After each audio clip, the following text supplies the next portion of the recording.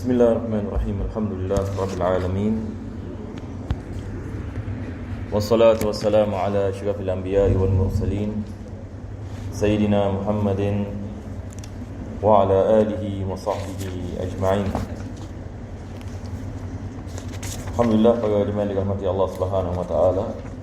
Pertama dan utama sekali kita memanjatkan kesyukuran kita kepada Allah dapat kita meneruskan pengajian pada malam yang bahagia ini, dan kita mengambil kesempatan ini untuk kita berdoa kepada Allah Subhanahu wa taala. Mudah-mudahan Allah menerima usaha kita dan menjadikan pengajian ini sebab pengampunan bagi segala dosa, dan Allah mengkabulkan segala hajat dan menyelamatkan kita daripada segala bala, segala musibah, segala bencana, segala wabak dan segala azab di dunia dan akhirat.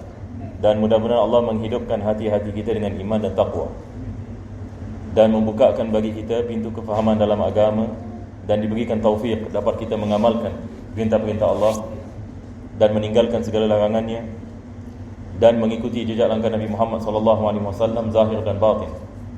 Dan mudah-mudahan Allah matikan kita dalam Islam dan bangkitkan kita bersama salihin, dan memasukkan kita dalam syurga bersama Nabi kita SAW pada hari kiamat nanti. Amin ya rabbal alamin.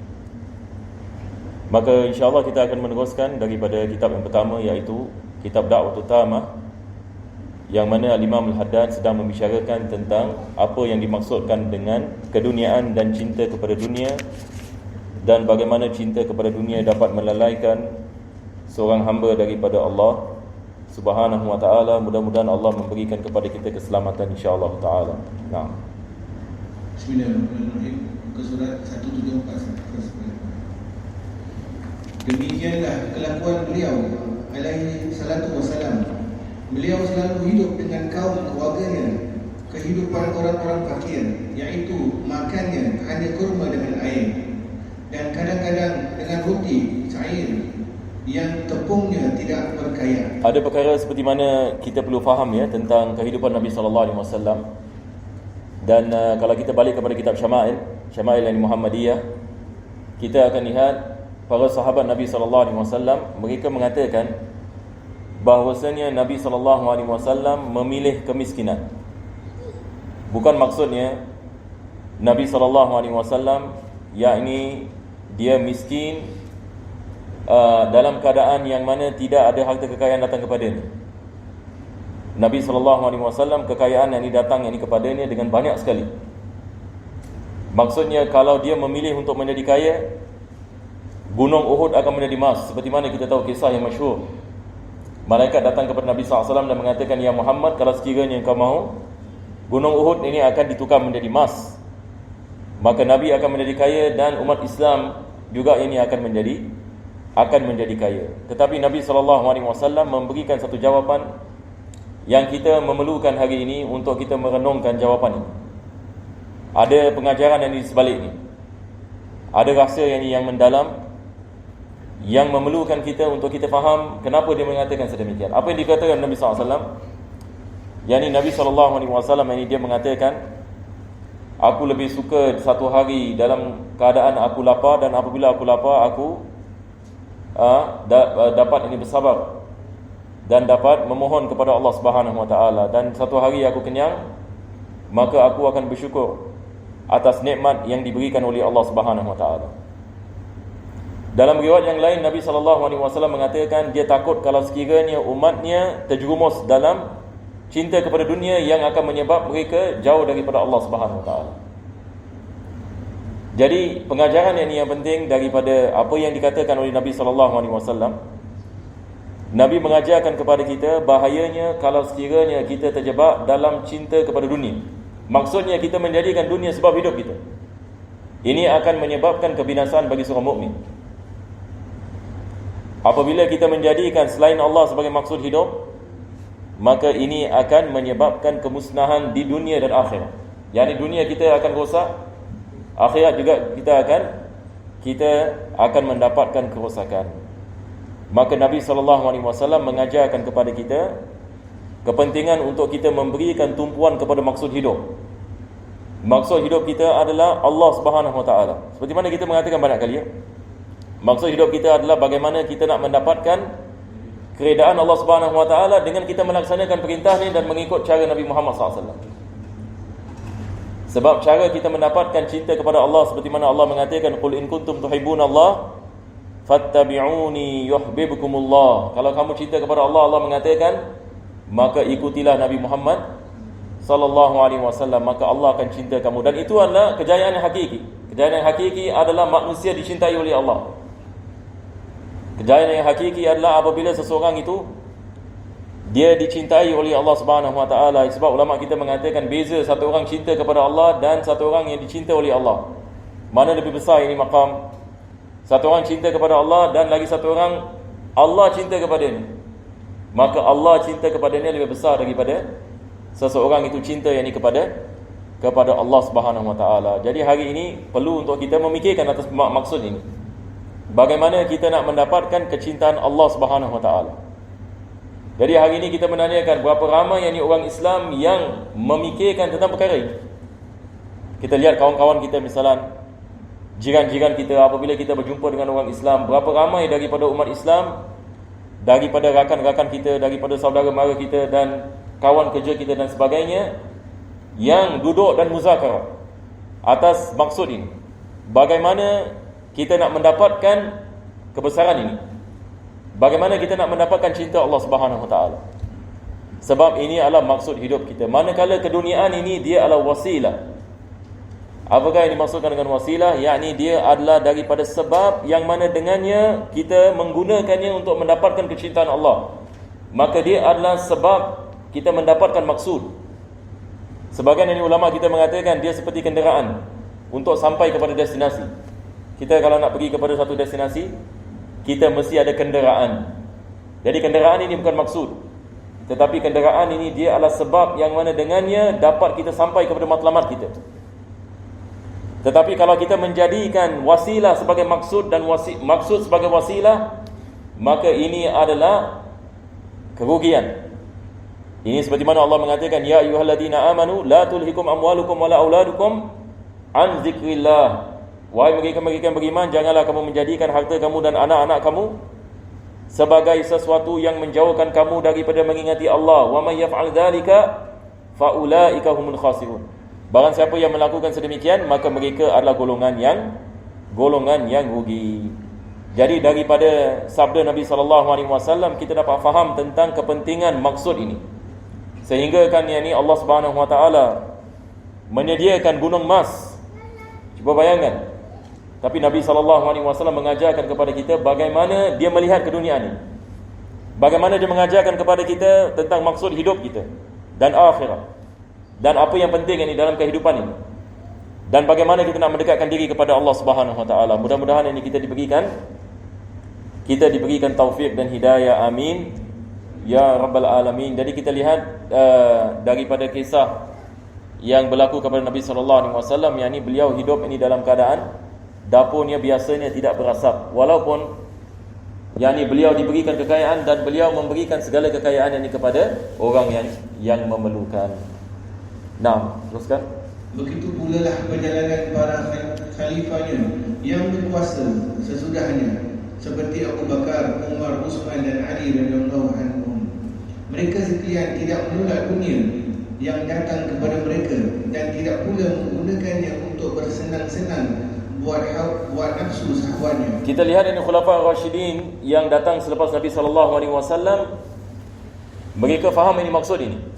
Maka Allah membukakan bagi mereka segala pintu kejayaan dan keduniaan. Kita lihat ini datang ini Sayyidina Abu Bakar radhiyallahu an.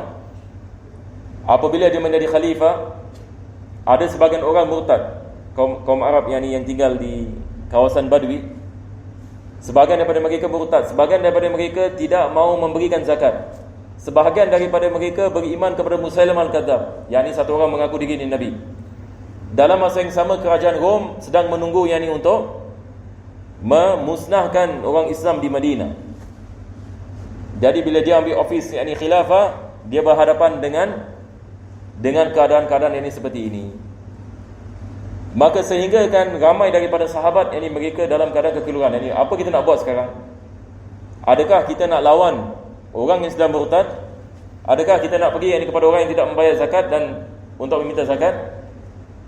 Ataupun adakah ini kita kembalikan tentera Usama bin Zaid yang dihantar oleh Nabi SAW untuk lawan Rom? Maka Sayyidina Abu Bakar radhiyallahu anhu ini dia mengatakan, apa yang dilakukan oleh Nabi SAW kita tetap nak kena melaksanakan. Sebab ini sebahagian sahabat Nabi SAW, mereka mengatakan kepada Abu Bakar radhiyallahu anhu, ya Amirul Mukminin, lebih baik kita panggil tentera Usama bin Zaid, sebab mereka dalam perjalanan yang ini nak lawan yang ini kepada Rom. Sebab Madinah tidak ada orang jaga sekarang. Bagaimana dengan orang murtad? Bagaimana orang yang tidak memberikan zakat? Bagaimana dengan golongan ini dan golongan ini? Bagaimana ini dengan Musailim al-Kadzab? Bagaimana dengan orang yang ikut ini kepadanya dan mereka nak memerangi kami? Jadi tidakkah kita nak panggil yakni tentera yang keluar daripada Madinah untuk kembali kepada Madinah? Untuk kita nak menjaga yakni Madinah, dan di Madinah ada isteri-isteri Nabi SAW. Bagaimana kalau sekiranya musuh masuk ke dalam Madinah? Maka Sayyidina Abu Bakar radhiyallahu an, dan ini subhanallah ya, ini adalah keimanan yang sangat luar biasa. Dia mengatakan, pertama sekali dia mengatakan, aku tidak akan kembalikan tentera Usama bin Zaid. Apa sebabnya? Sebab bagaimana aku boleh kembalikan mereka sedangkan Nabi SAW yang menghantar mereka? Ini adalah perkara yang pertama. Perkara yang kedua, dia mengatakan, sebahagian daripada kamu pergi kepada golongan yang murtad dan perangi mereka.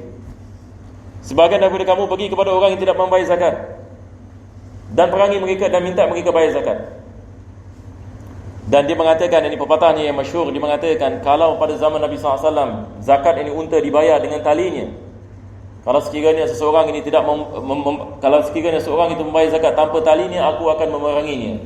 Dia mengatakan, ayan qusuddin wa Abu Bakar hayy. Adakah agama ini akan kurang sedangkan Abu Bakar masih hidup? Yakni maksudnya, yakni satu tahap ini keimanan, yang mana beliau tidak takut yakni kepada apa yang berlaku, cuma apa yang penting adalah bagaimana nak menegakkan hukum Allah Subhanahu taala. Sebab ini dalam pemikirannya, bagaimana aku sebagai khalifah, kalau aku melakukan ini satu perkara, agama ini akan kurang. Maka dia mengatakan, mati ini dan hidup ini di tangan Allah Subhanahu wa taala. Maka dia mengatakan masyhur, dia mengatakan, aku lebih rela isteri Nabi SAW diseret di Madinah daripada agama Allah Subhanahu wa taala itu berkurangan. Jadi kita lihat di Khulafaur Rasyidin ini, masya-Allah, dalam masa 3 hari ulama kita mengatakan segala keamanan kembali kepada Madinah. 3 hari.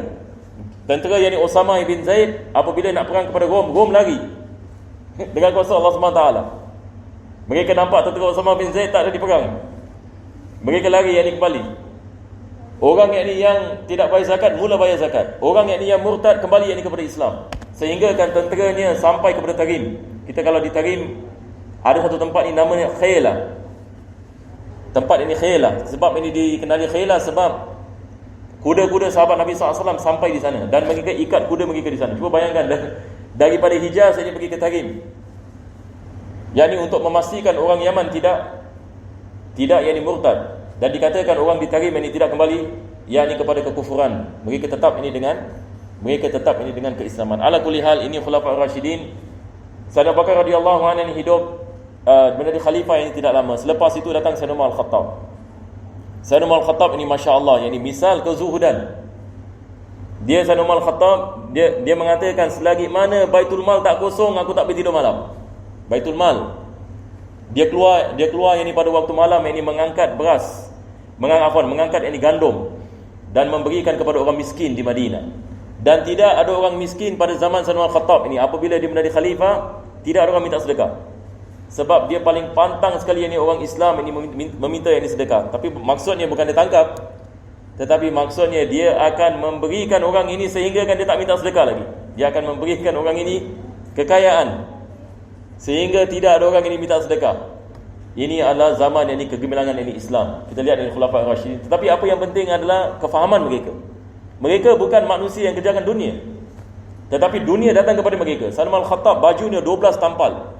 Cuba bayangkan. Dia yakni tiap-tiap hari yakni makan seperti mana Nabi SAW dia mengatakan, Nabi makan roti yang seperti mana Imam Al-Haddad mengatakan, Nabi SAW ini memakan roti yang kasar. Jadi dia mengatakan, aku juga akan memakan roti yang kasar. Jadi tiap-tiap hari yang ini memakan, dia memilih ini untuk makan roti yang kasar. Ini Amirul Mukminin. Dan dia memilih kemiskinan. Kalau Amirul Mukminin yang Umar Khattab memilih ini kepada kemiskinan, dan itu pun kita lihat bagaimana Allah Subhanahu Wa Taala menjatuhkan kerajaan Rom pada zamannya.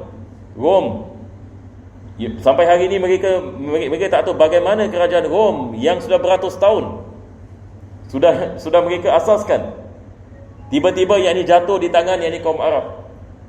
Parsi yang ini jatuh di tangan ini orang Islam. Ini juga berlaku pada zaman Umar Khattab. Dan kita lihat peperangan Qadisiyah dengan peperangan Yarmouk tidak jauh berbeza, yakni mereka berlaku pada satu zaman. Dalam satu zaman ini Allah Subhanahu Wa Taala menunjukkan kerajaan Rom dengan Parsi jatuh. Dan ini adalah perkara yang sangat luar biasa. Sampai hari ini orang ini di barat ini mereka hairan bagaimana ia boleh berlaku. Bagaimana tentera Parsi yang begitu hebat, bagaimana tentera Rom yang begitu hebat ini jatuh. Dan ini pada zaman Umar Khattab. Dan pada keadaan ketika itu umat Islam ini bukanlah yang ini dalam segi tentera lebih kuat daripada Rom dengan Parsi, tapi ini adalah bantuan daripada Allah Subhanahu Wa Taala. Begitu juga kita lihat yang ini Sayyidina Uthman bin Affan radhiyallahu an dan juga Sayyidina Ali bin Abi Talib ini radhiyallahu an. Itu sebab Nabi sallallahu alaihi wasallam dia mengatakan alaikum bisunnati wa sunnati khulafa' rasyidin al-mahdiyyin min ba'di. Hendaklah kamu berpegang kepada sunnahku dan sunnah khulafa' rasyidin. Berpegang ini kepada siapa? Berpegang kepada cara kehidupan khulafa' rasyidin. Dan tentu sekali yakni sahabat Nabi yang empat yang pertama adalah daripada khulafa' rasyidin. Dan ulama kita mengatakan yang kelima adalah Umar bin Abdul Aziz. Sayyidina Umar bin Abdul Aziz, yakni yang kelima di kalangan ini khulafa' rasyidin. Mudah-mudahan Allah Subhanahu Wa Taala memberikan kepada kita yakni taufik dan hidayah dapat ini kita mengikuti jejak langkah mereka insya-Allah taala. Amin ya rabbal alamin. Jadi nampaknya kita nak kena masuk ini kepada kitab kita ini yang kedua,